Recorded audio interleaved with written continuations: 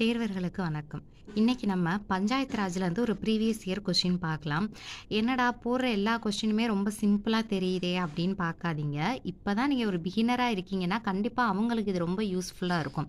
எப்படி படிக்கணும், எங்கேருந்து நம்ம தேடி படிக்கணும் அப்படின்றதுக்கு. ஆல்ரெடி நீங்க நல்லா படிச்சிருக்கீங்க. ஒரு 2, 3 இயர்ஸா ப்ரிப்பேர் பண்ணிட்டு இருக்கீங்க. அட்லீஸ்ட் ஒரு 1 இயராவது ப்ரிப்பேர் பண்ணிட்டு இருக்கீங்கன்னா, இது ஜஸ்ட் உங்களுடைய ஒரு ரீகேல் பண்றதுக்காக ஓகேங்களா? நீங்க அதை திரும்ப ஞாபகப்படுத்திக்கிறதுக்கு இது உங்களுக்கு ரொம்ப ஹெல்ப்ஃபுல்லா இருக்கும். ஓகே.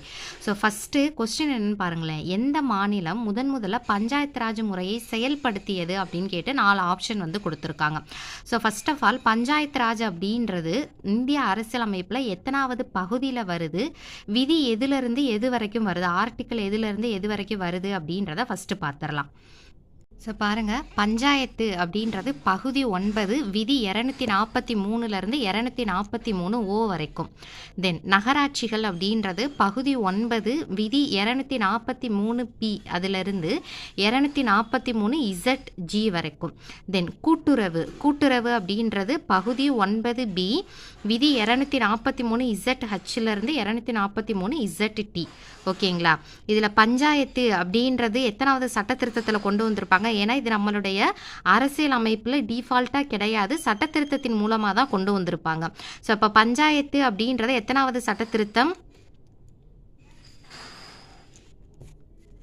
73வது சட்ட திருத்தம். நகராட்சிகள் அப்படின்றது 74வது சட்ட திருத்தம்.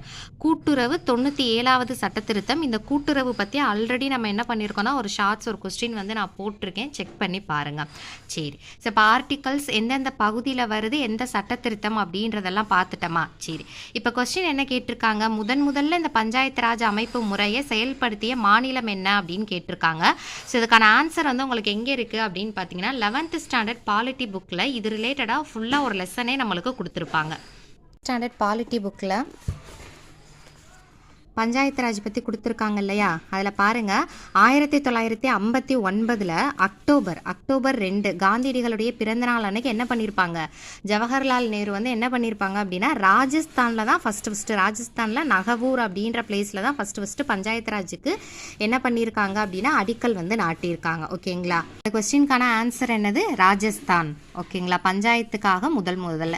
இதுவே இரண்டாவது மாநிலம் ராஜஸ்தானுக்கு அப்புறம் வந்து எந்த மாநிலம் அப்படின்னு பார்த்தோம்னா ஆந்திர பிரதேஷ். ஓகேங்களா? ஆந்திர பிரதேஷில் தான் ரெண்டாவது வந்து என்ன பண்ணியிருப்பாங்க அப்படின்னா பஞ்சாயத்து ராஜ் அப்படின்றத செயல்படுத்தியிருப்பாங்க. இப்போ உங்களுக்கான கொஸ்டின் என்ன அப்படின்னா கிராம சபை கூட்டங்கள் அப்படின்றது இப்போ எத்தனை நாள் வந்து ஒரு வருஷத்தில் எத்தனை நாள் நடக்குதுன்றத ஆன்சர் தெரிஞ்சால் கமெண்ட் பண்ணுங்கள். தேங்க்யூ.